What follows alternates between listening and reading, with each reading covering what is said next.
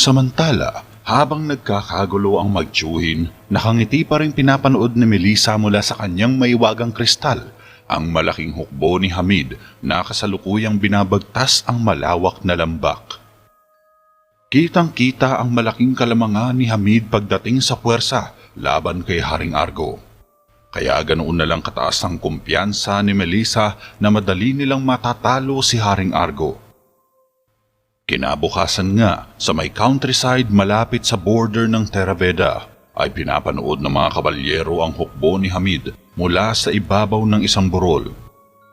Magkahalong takot at pangamba ang bumalot sa kanilang katawan sa napakalaking hukbong papasok sa kanilang teritoryo. Pagkatapos ng ilang pagmamatsyag ay bumalik na ang mga kabalyero sa palasyo.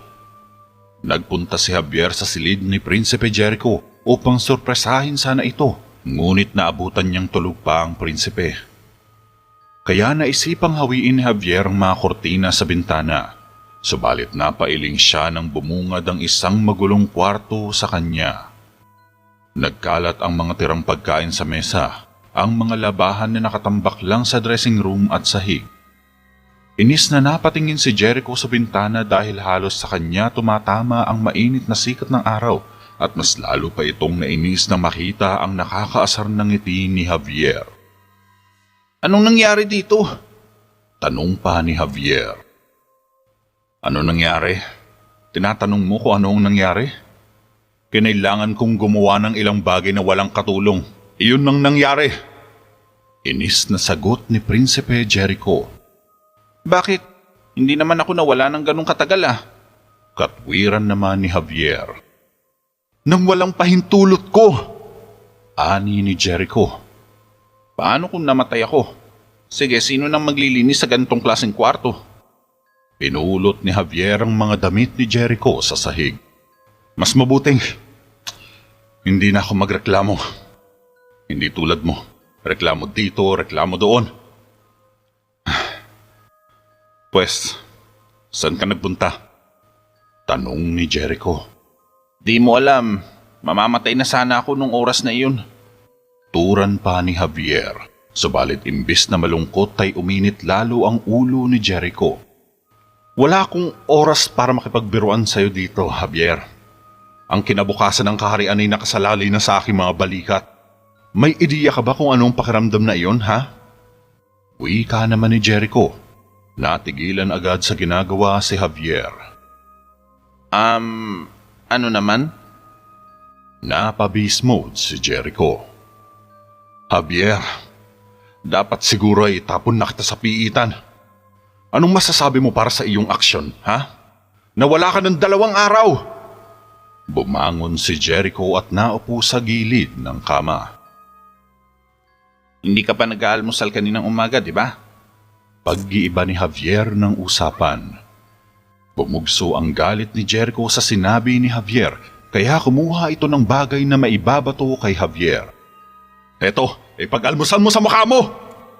Hinagis ni Jericho ang isang malaking unan kay Javier. Oh, hindi na nakakagulat na ang lugar nito ay napakagulo. Pang-aasar ni Javier nang makaiwas siya. Tumampot muli ng isa pang unan si Jericho at hinagis ulit kay Javier. Oo, nakikita ko na. Nasa iyo na lahat ang mga katangian ng isang mahusay na hari. Panunuya pa ni Javier. Binato ni Jericho ang isang nilumot na kumot kay Javier, ngunit gumulong si Javier palabas ng silid. Makalipas ng ilang sandali, pumasok naman si Michelle sa silid ni Raya upang linisin din ang silid nito. Nakatayo lang sa bintana si Raya at parang may sinisilip sa labas. Pumunta si Michelle sa kama ni Prinsesa Raya para ayusin ito. Pwede ko bang linisan ang mga pinagkainan, Prinsesa? Saad ni Michelle. Ngunit nanatiling nakatutok si Prinsesa Raya sa bintana habang naglalakad si Javier sa plaza kasama si Jericho. Nagtaka naman ng bahagya si Michelle. Raya? Dito palang napalingon si Raya. Pasensya na. Nag-iisip kasi ako ng isusuot ko. Dapat na siguro ako magbihis. Nakangiting palusot ni Raya. Nagpunta ito sa dressing room. Napabuntong hininga si Michelle at nagkibit-balikat na lang sa tinuran ng Prinsesa Raya. Pagkatapos magbihis, dumiretso agad si Raya sa kwarto ng kanyang ama upang patuloy itong magdusa. Ngunit lingid sa kanyang kaalaman ay nasa sulok lamang si Mang Rigor habang binabantayan ng kanyang mga ikinikilos. Dali-daling lumapit si Raya sa kama at hinugot niya mula sa ilalim ang sinumpang ugat ng mandragora. Pero laking gulat ni Raya nang biglang sumulpot sa likuran niya si Mang Rigor. May nawawala ba, prinsesa? Kalmadong tanong ng manggagamot. Napatayo agad si Raya sabay umakto ng kasywal kay Mang Rigor. Ang hikaw ko kasi nawawala. Naisip ko na baka nalaglag sa akin nung magpunta ako dito kahapon. Kamusta siya? Nakangiting palusot ni Raya. Ngunit sa loob niya ay inis na inis siya dahil nawawala sa ilalim ng kama ang nilagay niyang ugat ng mandragora. Mas bumuti. Dahil natagpuan na namin ang pinagmumulan ng kanyang karamdaman. Siya ay kinukulam. Pahayag ni Mang Rigor. Halos mamutla naman sa kaba si Prinsesa Raya. Kinukulam ang aking ama? Nagkunwaring nag-aalala si Raya sa kanyang ama, subalit hindi siya nagpahalata na kinakabahan siya. Hindi mo na kailangan mag-alala, prinsesa. Dadaan na siya sa ganap na paggaling. Seryosong sabi ni Mang Rigor. Mabuti kung ganon. Yan ay isang malaking kaluwagan para sa atin. Nakangiting sagot ni Raya. Bumaling siya sa ama. Tulog pa rin ito. Tama ka, prinsesa.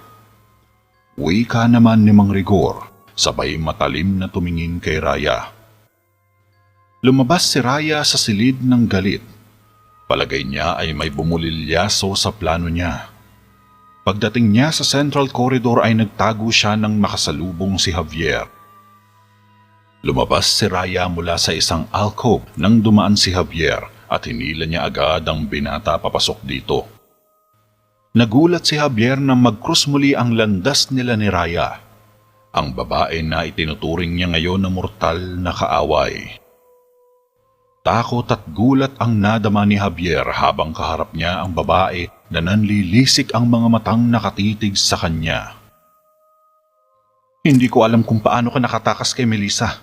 Ngunit isang bagay lang ang sinisiguro ko sa iyo, Javier. Kapag nagbigay ka ng isang salita sa kung ano ang nakita mo, gagawin kong napakaikli at napakasakit ang buhay mo. Isipin mo na lang kung anong magiging reaksyon ng aking ama kapag nalaman niyang sinubukan ng isang naglilingkod na lalaki na lasunin ang kanyang pinakamamahal na anak. Nakangiti si Raya nang iniwan niya sa sulok si Javier na hinahabol ang hininga dahil sa kaba. Ngayon, napagtanto na niyang ginagamit na alas ni Raya ang tangkang pagpatay sa kanya para idiin si Javier sa napakahirap na sitwasyon. Alam na alam ni Raya na hindi basta-basta magsasalita si Javier tungkol sa pinaplano nila ni Melissa dahil kilala niya itong duwag. Nasira man ang kanilang plano, nakangiti pa rin si Raya dahil may magagamit na siyang sandata laban kay Javier at iyon ang sapilitang ipitin ito sa paraang hindi siya mabibigo. Ilang oras ang nakalipas, nakabalik na sa palasyo ang mga kabalyero ng Terabeda na nag-eespiya sa malaking hukbo ni Hamid sa loob ng teritoryo. Pumasok sila sa konseho at nakitang nagpupulong sa loob ang buong royal court sa isang mahabang lamesa. Naroon din sa loob sina Mang Rigor at Javier habang nakasandig lang si Prinsesa Raya sa isang haligi at tahimik na nakikinig sa malaking pagtitipon. Lumapit sila sa lamesa at kinausap agad sila ni Jericho. Sa tingin ko ay makakarating sila sa lungsod sa loob ng 2 araw. Balita ni Nicolas na siyang namuno sa pag-eespiya sa kalaban. Sa ilalim ng kaninong bandila sila nagmamarcha? Tanong naman ni Jericho. Kay Hamid, kamahalan. Nakumpirma na naming bumubuo siya ng malaking hukbo. Sagot ni Nicolas. Medyo nabalisa ang prinsipe. Gaano sila karami? Tanong uli ni Jericho. Sa tingin ko ay nasa 20,000 ang sundalo niya. Pag-e-estimate pa ni Nicolas. Napatingin si Raya kay Javier na nanlilisik na nakatitig sa kanya, ngunit ngumiti lang si Raya. Kumpiyansa siyang wala ring sasabihin si Javier kay Jericho lalo na sa sitwasyon nila ngayon. Natatakot din ako na baka kumalat na ang balitang may sakit ang hari sa kabilang ibayo. Makikita ni Hamid ng isang pagkakataon para salakayin tayo. Sabat naman ni Mang Rigor. Kung gayon, kailangan nating gumawa ng paraan para mapatahimik siya. Mungkahi naman ni Nicolas. Hindi ganyan na may isip ng aking ama. Marami pa tayong paraan. Hindi tayo susuko sa ating mga kaaway. Wika ni Jericho. Patawarin mo ako, kamahalan. Lalampasan na tayo ng 2-1. Makahulugang sabi ni Mang Rigor. Napatingin naman sa kanya si Jericho. Ano mga koneksyon ang igigiit ni Hamid? Ano mga teritoryo ang hihilingin niya? Seryosong tanong ni Jericho sa manggagamot. Huminga muna ito ng malalim bago magsalita. Wala tayong kailangang ibigay sa kanya. Ngunit maaari tayong magkaroon ng mahalagang oras. Tugon ni Mang Rigor. Magpapakita ito ng kahinaan, Mang Rigor. Mayroon lamang isang kurso ng aksyon ang nakadikit sa atin. Umupo si Jericho sa trono. Dapat nating ihanda ang lungsod para sa napipintong pagkubkob. Dagdag pa ng prinsipe. Sigurado ka bang uubra yan? Tila alanganin si Nicolas dahil simula nang matanaw niya ang hukbo ni Hamid ay halos himatayin na siya sa kaba. Ngayon lang siya nakakita ng ganoong kalaking puwersa sa tanay ng buhay niya. Ngayon ay plano pang makipagsagupaan ng prinsipe, gayong napakaliit lamang ng kanilang hukbo kung ikukumpara sa mga rebeldeng kaaway. Ang kastilyo ang ating pinakamalakas na sandata. Wala pang hukbo ang nakakuha ng Terabeda. Ipinaintindi ni Jericho kay Nicolas ang mga nakaraang digmaan sa Terabeda. Kaya nagkaroon ito ng bahagyang tapang at moral. Dahil dito, nasasabik na rin ang ilang mga kabalyero sa maggaganap na digmaan. Ngunit paano naman ang mga tao sa labas ng mga nayon? Tanong pa ni Nicolas. Bibigyan natin sila ng kanlungan sa loob ng mga pader ng lungsod. Sagot ni Jericho. At paano ang kanilang mga bahay? Ang kanilang mga kabuhayan? Sisirain lang ito ni Hamid na isang bagay na makakasagabal sa kanyang landas. Wika pa ni Nicolas. Mas mahalaga ang buhay kaysa sa kabuhayan. Pumunta ka at ihanda ang hukbo. Maotoridad na utos ni Jericho na siyang itinalaga ngayong pinuno ng kaharian. Matapos ang maikling pagpupulong, lumabas sa konseho sina Jericho at Javier. Naglakad-lakad sila sa likod ng mahabang courtyard corridor. Alam kong magaling ka dyan. Seryoso ako. Napahanga mo ko. Gusto mo bang pag-usapan natin ang mga makinang pangkubkob, mga pandepensa at mga tirador na namamana? Alam mo, gumawa ka lang ng isang matigas na desisyon na maglalagay sa daan-daang... Napatigil sa kakasalita si Javier nang huminto sa paglalakad si Prinsipe Jericho. Alam mo ba kung anong mainam na gawin, ha, Javier? Tanong ni Jericho. Ano? Taka naman ni Javier. Mas gusto ko nakasara lang ang bibig mo sa mga ganitong sitwasyon, ha? Sagot ni Jericho. Sinusubukan ko lang tumulong, no? Katwiran ni Javier na masungit na tinignan si Jericho. Pwes, hindi ka nakakatulong. Ani ni Jericho. Alam kong hindi mo sinasadya. Nag-aalala ka lang. Ngunit hindi mo kailangan maging seryoso. Tumingin ka sa paligid mo. Tingnan mo kung anong meron tayo. Wika pa ni Javier. Ang ano? Tanong naman ni Jericho. Ikaw at ako. Nainis si Jericho at gusto nang sapakin si Javier pero pinigilan niya ang sarili. Javier, ano ba ang balak mong gawin kapag nagkagera na, ha? Inis na tanong ni Jericho. Pupunta ako sa tabi mo, gaya ng lagi kong ginagawa para protektahan ka. Nakangiting sagot ni Javier. Napahawak sa ulo si Jericho. Tulungan niyo po ako, Bathala. Mababaliw na po ako dito. Sabay iling ni Prinsipe Jericho. Sa kabilang dako, nakarating na sa counterside ang malaking hukbo ni Hamid. Nang matipon ni Hamid ang hukbo niya ay nakipagkita siya kay Melissa sa ibabaw ng isang mababang burol. May kasamang 3 tauhan si Hamid, sakay ng mga kabayo habang nakabuntot naman kay Melissa ang 2 blood guard na mga dating mandirigmang pari ng mga saserdote. Mahal kong Melissa, paglalambing ni Hamid. Hamid? Sambit naman ni Melissa. Ang aking hukbo ay darating dito sa pagsapit ng gabi. Wika ni Hamid. Ngumiti si Melissa. Natutuwa ka. Dagdag pa ni Hamid na bahagyang nakangiti kay Melissa.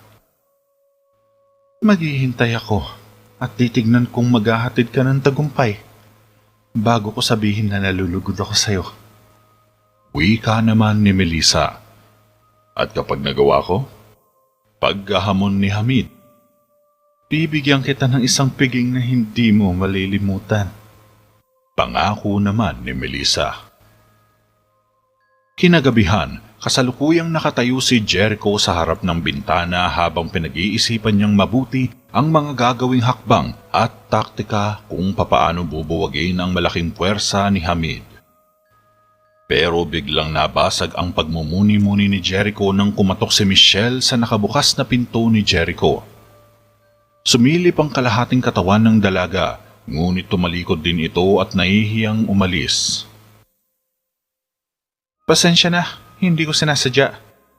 Paghingi ng tawad ni Michelle sa pang-iistorbo nito. Hindi, ayos lang. Halika Michelle, tuloy ka. Umupo si Jericho sa ibabaw ng desk niya. Kamusta ang ama mo? Lumapit si Michelle. Ayun, ganun pa rin siya. Mapapansin ang lungkot sa mukha ni Jericho. Masakit para sa kanya ang makitang nahihirapan ang ama, ngunit wala siyang magawa para tulungan ito. Ang tanging tulong lamang na naiisip niya ay ang protektahan ng mga tao at ipaglaban ng karean nila sa paparating na manunupil. Dapat mas magkaroon ka ng tiwala sa sarili mo. Wika ni Michelle. Napangiti si Jericho. Anong sinasabi ng mga tao tungkol sa kanya? Tanong pa ni Jericho. Natutuwa sila na ikaw na ang nakaupo sa trono. Nakangiting sagot ni Michelle. Ibinigay ko lang sila sa isang pagkubkob. Hindi may iwasan na may mamatay, Michelle. Humakbang pasulong ang dalaga at ipinatong ang isang kamay sa balikat ni Prinsipe Jericho. May tiwala ako sa iyo, Jericho.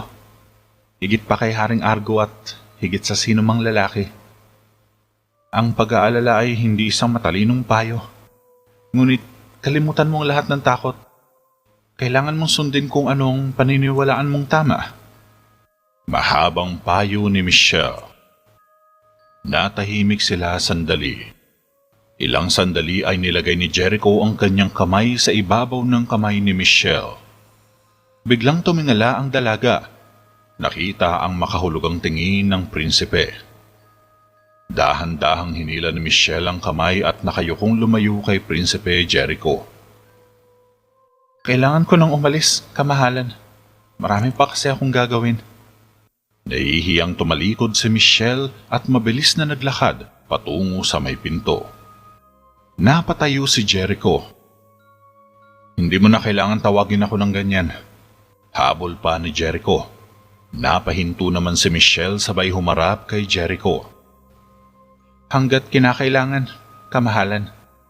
Sabay nagbaw si Michelle at lumabas na ito ng silid. Hindi na nagsalita si Jericho. Bumalik na lang ito sa pag-upo at nag-iisip muli ng mga plano. Pagkagat ng dilim, sandaling pinapanood ni Raya mula sa wrought iron stairway ang mga mamamayan ng Terabeda na naghahanda para sa napipintong paglusob ng mga kaaway. Maya-maya pa ay nagpasya na itong lumabas ng lungsod. Nakabihis si Raya ng pinakintab na pulang balabal habang naglalakad sa bahaging koridor. Napasandig agad siya sa pader ng dumaan ng isang pulutong ng kawal habang nagpapatrolya sa koridor. Tinaklob ni Raya sa ulo niya ang hood niya at lumabas sa kastilyo. Madali lamang siyang nakalusot sa gate nang mag-inuman ng ilang gwardya sa tabi ng gate habang ang iba ay nagpapainit ng katawan sa drum na nag-aapoy. Pagkalusot ni Raya sa mga bantay ay palihim siyang nakipagkita kay Melissa sa gitna ng madilim na kagubatan di kalayuan sa Terra Veda, sakay ng isang kabayo. "Saan ka pupunta?" Salubong ni Raya. "Bakit? Anong problema?" tanong ni Melissa. "Si Javier, buhay siya. Nakabalik siya sa Terra Veda. Pinipigilan niya tayo. Sinira niya ang ugat ng mandragora. Nasira ang pangkulam mo." Nag-aalalang sumbong ni Prinsesa Raya. "Huwag kang mag-alala. Nagawa na ng ugat ang gawain ito.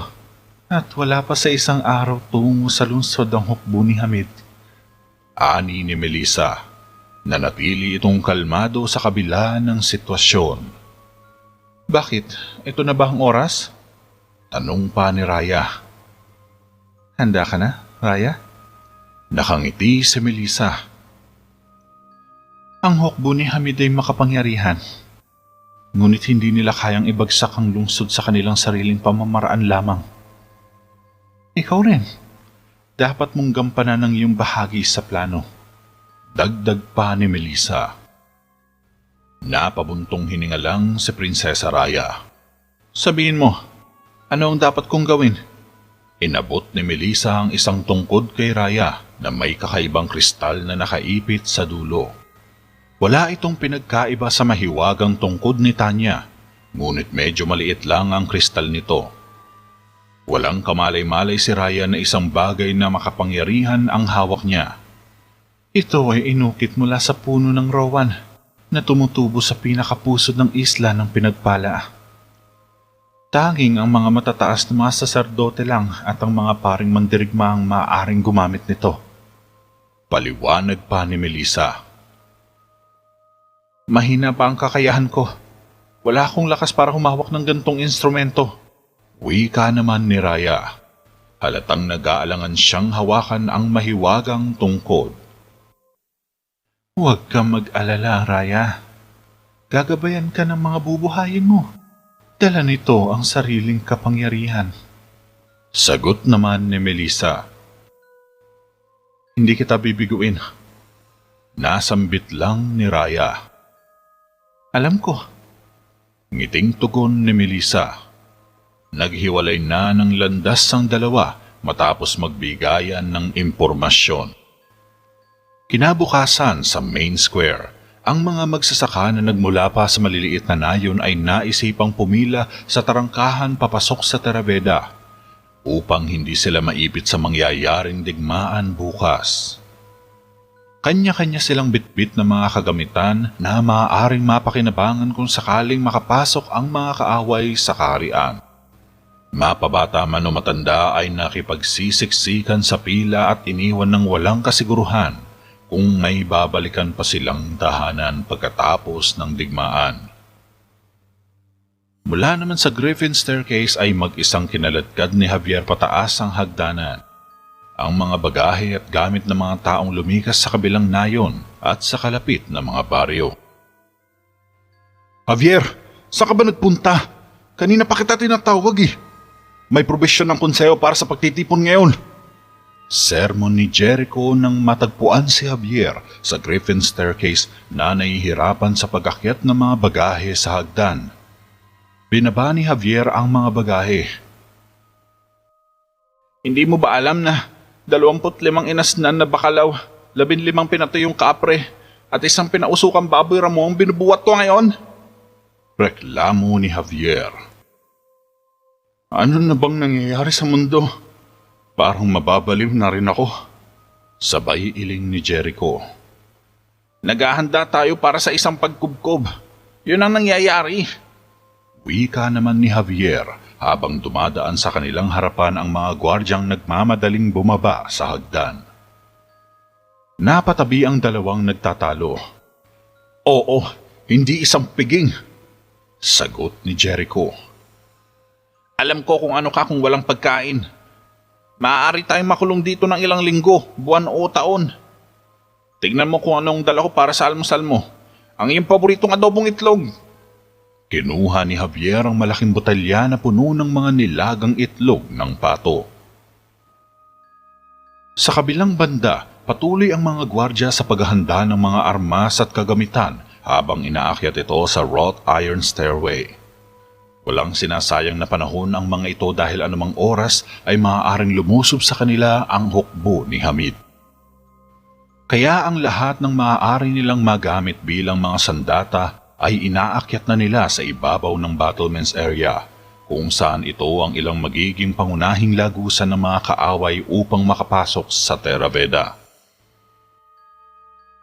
Samantala, nagtungo naman si Jericho sa infirmary kasama si Javier upang magbigay ng mga tagubilin kay Nicolas para sa kanyang mga kabalyero. Napansin ni Jericho si Michelle na may inaasikasong matanda at tumango siya sa dalaga. Simpleng ngiti lang ang iginanti ni Michelle. Hindi maipagkakailang natatakot din ito sa maaaring mangyari kapag sumiklab na ang digmaan. Sa may courtyard corridor ay nakasalubong agad ni Jericho ang kabalyerong si Nicolas. Nakakatapos lang din ma-inform ang mga kasamahan niya mula sa direktang utos ni Jericho.